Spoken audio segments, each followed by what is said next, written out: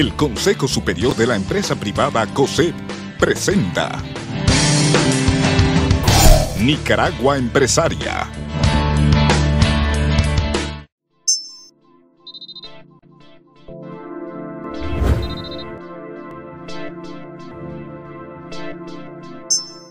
El futuro de Nicaragua está en la empresa privada comprometida con la democracia y la economía.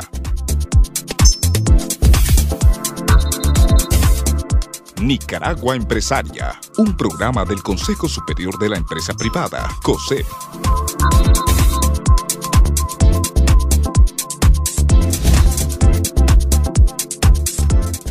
Nicaragua Empresaria, desarrollo económico, responsabilidad social empresarial, democracia. Nicaragua Empresaria. Iniciamos.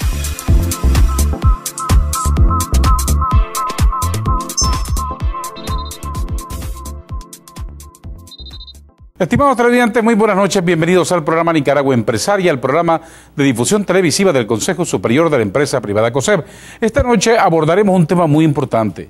Recientemente se aprobó en la Asamblea Nacional de Nicaragua el Tratado de Libre Comercio entre México y Centroamérica. Abordaremos con funcionarios de la Embajada de México en nuestro país y funcionarios del Ministerio de Industria, Fomento y Comercio los alcances y beneficios de este acuerdo comercial. El tema de la carestía de la vida, ¿cómo está visto desde el empresariado con el tema del salario mínimo, que también pues algunos sectores por lo menos han criticado el hecho de qué tanto se les dio en este caso a los trabajadores que están por el salario mínimo? A ver, pero ¿qué esfuerzos se están haciendo en sí para poder un poco contener esa carestía de la vida que lo sienten sobre todo los trabajadores de ingresos bajos de entre 2.000, 3.000 córdobas y pues los trabajadores por cuenta propia, que quizás en este momento pues no son un poco de tanta la prioridad del empresariado formal, pero que sí, pues que debería de ser una preocupación nacional? Hay diferentes formas de enfrentar este tema. Relacionados con el tema salarial, efectivamente hay una realidad que es el hecho de que hay una canasta básica que se trata de utilizar como un objetivo a alcanzar, pero es una canasta básica que en primer lugar tenemos que entender que Nicaragua es el país con la economía más pequeña de toda Centroamérica y que tiene la canasta básica más alta de Centroamérica, contradictoriamente hablando. Mientras los otros países centroamericanos tienen mucho más recursos, su PIB es mucho más grande que el PIB de Nicaragua, sus canastas básicas son canastas básicas mucho más económicas, mucho más aterrizadas en la realidad, y esta es una canasta básica que tiene pues esa particularidad. Sin embargo, a pesar de esto, cuando nosotros vemos la cifra enero 2008, agosto 2011, porque hasta ahí hicimos el estudio, nos encontramos que ha habido un incremento salarial que es prácticamente 3 veces superior en ese tiempo al incremento que ha tenido la canasta básica en ese mismo tiempo. Cuando vos hablas de carestía de la vida, cuando vos hablas de incremento, cuando vos hablas de las alzas, no lo podés hacer en un momento en el tiempo, lo tenés que hacer, y por eso cuando vos hablas de negociaciones salariales, son negociaciones salariales que tienen que considerar los 12 meses del año, no es el mes donde se está realizando la negociación, porque los precios suben y los precios bajan. Lo importante es ver el promedio del precio en el año, y eso es lo que determina si estamos siendo efectivos, eficientes en recuperar el poder adquisitivo de los trabajadores. Y esa ha sido una constante. Cuando un periodista o un periódico dice es que subió, pero cuando bajó no dice bajó. Vos no ves un titular en los periódicos diciendo bajó el precio con la continuidad y la sostenibilidad de que se da cuando sí se están dando las alzas. Y esa es parte de un esquema básicamente mediático que es necesario entenderlo desde esa perspectiva. La otra realidad es que efectivamente Nicaragua es una economía tomadora de precios, es una economía donde nuestro tamaño es un tamaño que no nos permite tomar precio, es decir, no nos permite tomar las decisiones que determinen cuál es el precio que más nos conviene. En ese aspecto, Por lo tanto, sí es necesario enfrentar las nuevas realidades que tenemos hoy en día, los incrementos, por supuesto, del petróleo. Aún así, y esto lo tenemos que reconocer, hay subsidio de transporte, y cuando hablábamos de la canasta básica discutíamos con los sindicatos y decían, es que ha subido la luz, ha subido el transporte. No ha subido para la gente que está en esa escala salarial, en el salario mínimo. Ellos tienen subsidios de energía. La tarifa ha estado congelada desde el año 2006, han tenido la tarifa congelada en transporte desde esas épocas, entonces no está impactando en la canasta básica de los trabajadores con salario mínimo este tipo de incrementos. Lo que sí está produciendo una realidad es el hecho de que hay productos que por la composición que tienen, donde nosotros tenemos que importar esa materia prima para poder llevar el producto al consumidor final, los precios están subiendo y eso es inevitable.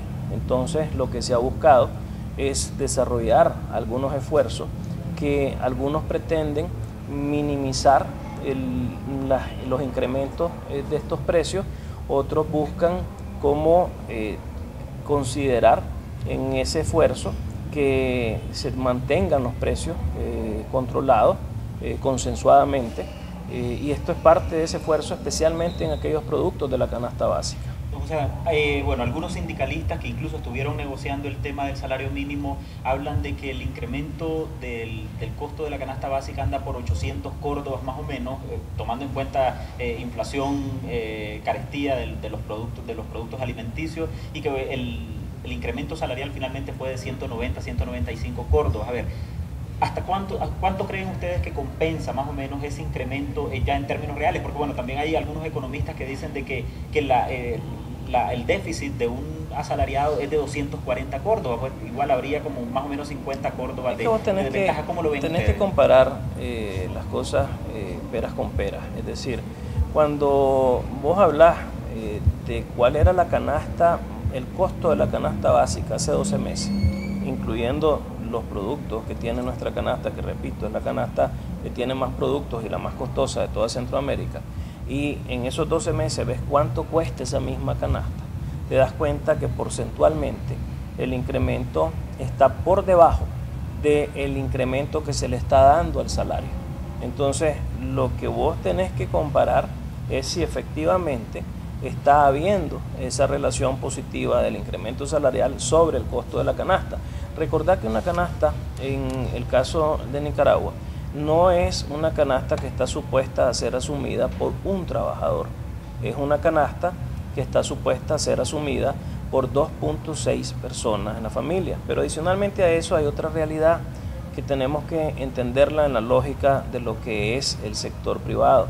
El salario mínimo es el punto de partida, pero si vos hablás, por ejemplo, de que en Nicaragua hay 150.000 personas en el salario mínimo, de las cuales 90.000 están en zona franca, esas 90.000 personas que están en zona franca con salario mínimo, todas ganan mucho más que el salario mínimo. El salario mínimo es nada más la base que permite a ese trabajador saber de dónde parte para luego, con su productividad, sacar el salario final. Entonces, ese trabajador o esa trabajadora que está en zona franca no gana el salario mínimo, gana el esfuerzo que hace con su trabajo, su productividad, y se suma esa productividad a ese salario mínimo. Y al final del día viene ganando un salario que está muy por encima de lo que es el salario mínimo. Y así sucede en diferentes sectores de la economía. Entonces, por eso hay que entender las diferentes situaciones que tenemos que enfrentar, pero más allá del tema de la carestía de vida, un tema que nosotros hemos querido hacer entender es que el punto esencial de este tipo de decisiones es mantener un equilibrio entre esa recuperación del poder adquisitivo y lo que tiene que ver con generar empleo, con proteger empleo, porque ese es el otro gran elemento que tiene que ver en una negociación de salario. ¿Cuántas personas vamos a lograr que entren a la formalidad y cuántas personas vamos a lograr que tengan empleo en Nicaragua con las decisiones que estamos tomando? No vale la pena tomar decisiones en donde por una situación de un decreto se incremente, como fue en el año 2007, un salario que pudo haber andado por arriba del 30% y eso se tradujo en menos empleo. Lo que tenemos que cuidar, por lo tanto, es ese balance que está relacionado con el mercado. Y eso es un elemento para nosotros sumamente importante en este esfuerzo que tratamos de hacer, en donde está la recuperación del poder adquisitivo, está la generación del empleo y por último está también el elemento de que tenemos que buscar que esa decisión no se vuelva inflacionaria. Pero en todo caso, a ver, viéndolo en términos prácticos también, ¿qué tan eficiente es generar tantos empleos si los miles de empleos que creemos no tienen la capacidad de cubrir pues los costos por lo menos de alimentación, que serían los costos básicos de una familia? Te repito, si vamos a ver el tema de zona franca, en el 2007 perdimos 20.000 empleos. Hemos logrado recuperar esos 20.000 empleos y 10.000 más. Esas 30.000 familias que hoy tienen empleo, tienen no solo el salario mínimo, sino la productividad del trabajo que ellos desarrollan en zona franca.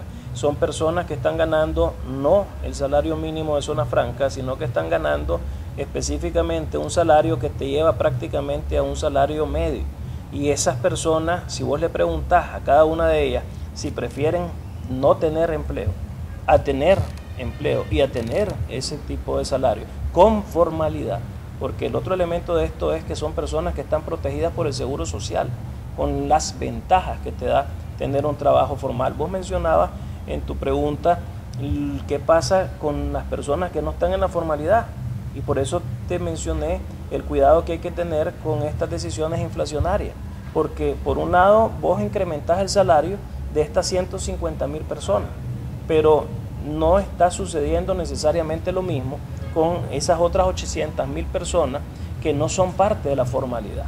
Entonces, ¿qué es lo que sucede? Hay productos que efectivamente, y esas son realidades, tienen incrementos producto de los aumentos de salario, de los aumentos de energía, de los aumentos de combustible, y las personas que están ganando más salario pueden de alguna manera amortiguar esos incrementos. Pero las personas que no tienen ningún tipo de incremento y que además no tienen ningún tipo de prestación social, tenemos que ver hacia ese sector, y ahí es donde el elemento inflacionario no puede quedar fuera de este elemento de decisión entre el gobierno, los sindicatos y la empresa privada. Los sindicatos no tienen ningún tipo de incidencia en el trabajo del sector de las pymes, en el sector informal. Entonces hay que hacer entender que parte de nuestras decisiones sí afectan a ese sector, que ellos no tienen ninguna incidencia y que no están defendiendo. Entonces esa es una responsabilidad del país que tenemos que integrar en este diálogo. Nicaragua Empresaria. Ya regresamos.